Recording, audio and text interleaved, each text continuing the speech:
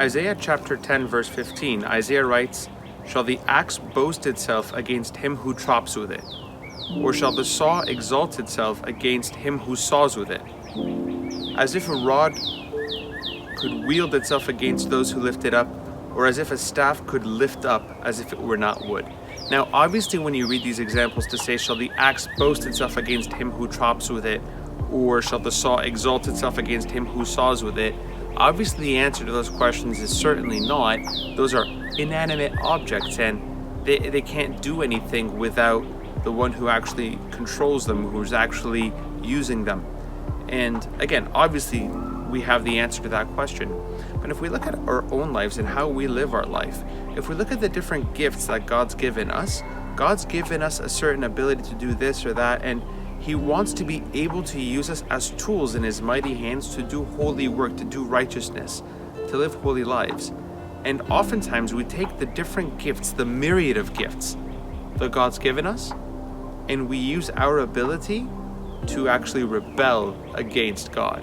So when we say things like, "Shall the axe be able to be used against the one who's using it?" Like, can the axe itself do it? The answer is obviously not, but we do.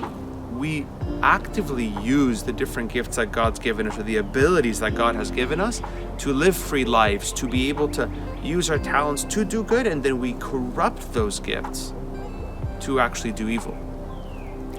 And why it's important to kind of dwell on for a moment is, number one, oftentimes we don't actually acknowledge God as the source of the different gifts or abilities that we have.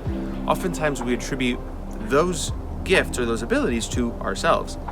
And it's really, really important always to remember what is the source, or rather, who is the source of these abilities or these gifts.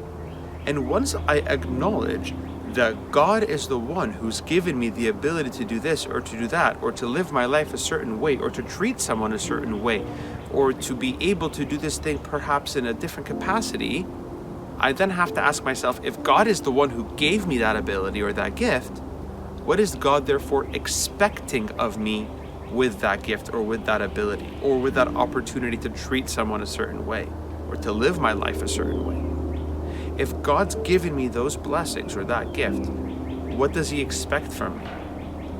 And if I'm going to even take it a step before, I'll ask myself, if God is the source of that gift, how dare I then take that gift and rebel and use it against Him, or to rebel against Him with it? And I think it's really, really important to always remind ourselves that, again, God is the source of everything that we have, and to be able to use the gifts that He's given us and the abilities that He's given us and the gifts that He's given us, to be able to give back to Him, and in order to invest in ourselves, to be able to live a holy life, to live a life dedicated to Him, to live a righteous life, and a life doing His will, seeking righteousness, ultimately seeking